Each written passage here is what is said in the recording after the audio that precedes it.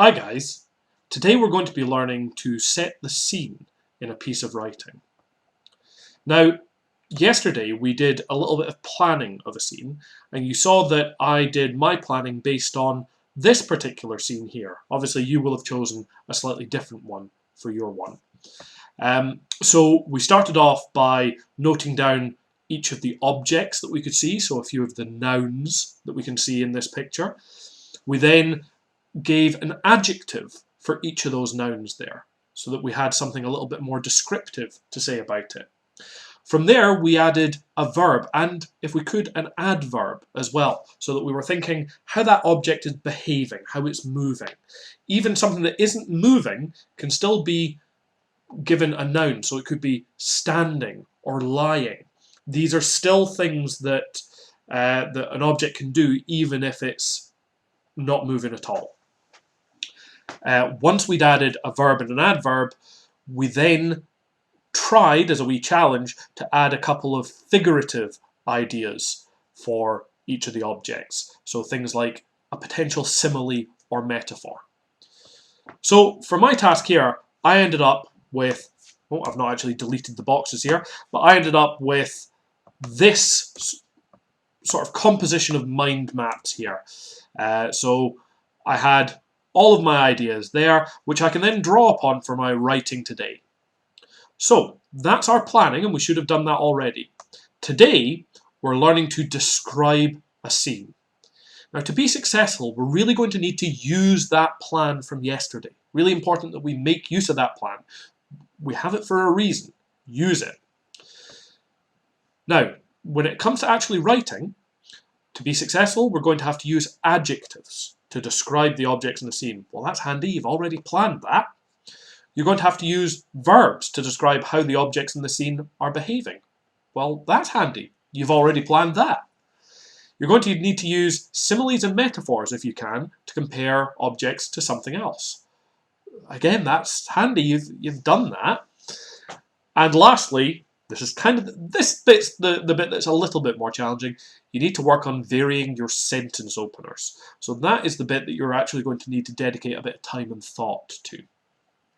Now, I am going to try and write right now, live, and try and turn my notes here, based on this picture here, into a hopefully okay piece of scene setting. Now, this is completely cold. This is, I've done my planning, but I have genuinely not planned this out in advance. We're just going to see how we go. Okay? So, my ideas there. I'm going to start off describing the water here, but I might start, instead of describing it as water, I'm going to describe it as a lake. So let's just start with the lake stretched far into the distance. And it's perfectly okay just to go straight into the story. A lot of writers will do this. So the lake stretched far into the distance. Right, let's... now, that wasn't anything that I'd planned from yesterday. That's just what's coming to me right now. Let's go to the clouds here. So what words did I have to describe the clouds? We've got serene, floating calmly.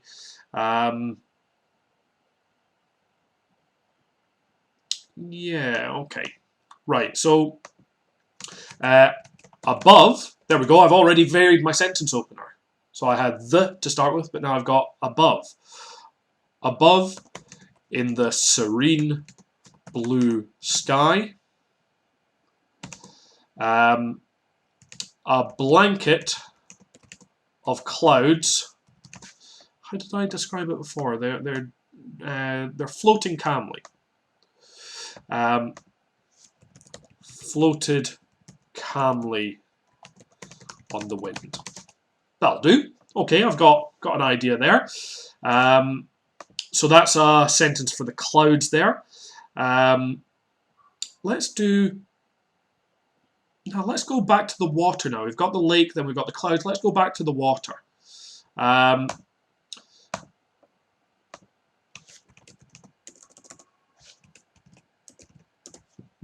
need to think about how I'm going to do this one, actually.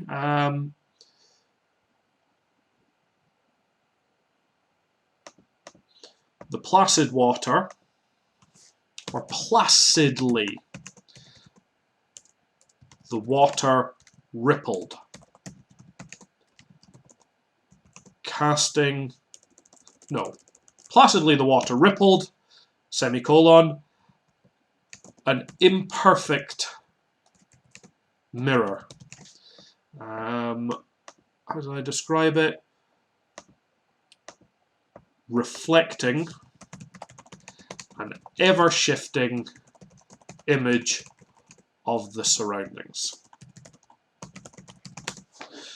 So you'll see for the most part I'm just lifting directly the ideas that I've already written down. I already had the word placidly, I already had it rippling, and I already had this simile here. I've got the I've kind of got a metaphor here describing the clouds as a blanket. So it's, for the most part, just lifting directly from the ideas that we already have. I've not started with a verb yet, so let's see, is there a verb that I could have? Yeah, using the trees here, skirting the edge of the water.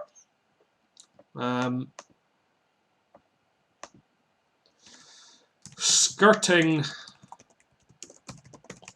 the edge of the water, a wall of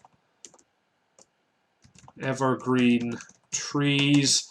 Oh, I feel like I should add another verb at the end. They're skirting the edge of the water, a wall of evergreen trees. We're standing proudly, or you know, because I've got that for the mountain later. You know what? We're a wall of evergreen trees. No, I will add a wee bit more. So, skirting the edge of the water were a wall of evergreen trees, which served as a... I don't really like that. I'd come back and tweak this, but served as a buffer to protect the lake from the wind. Yeah, I don't like how I've written that, but the whole point of this is it's a draft. You would come back and tweak it. That's definitely one that I don't feel proud of. I feel like I'm going to come back and tweak that. But I've managed to include that that part of it there.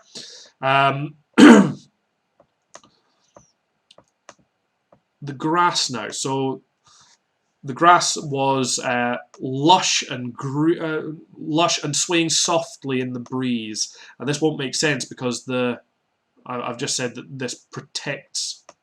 I'm going to take that out. Wall of evergreen trees. Let's go.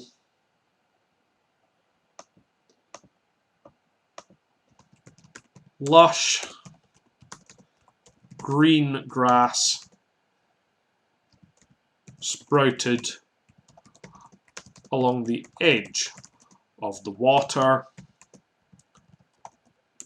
swaying softly in the... Have I got the word gentle already? No, I don't think so. In the gentle breeze.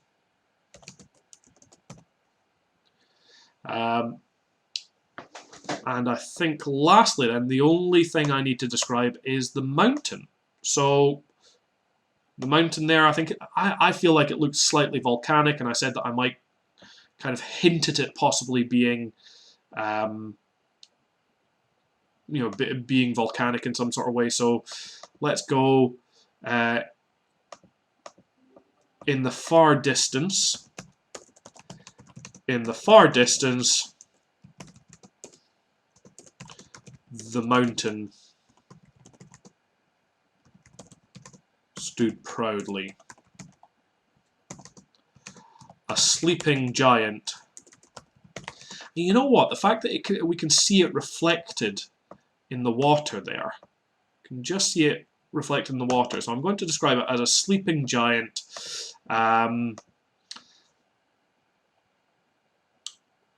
Stood proudly. Sleeping giant staring at its own reflection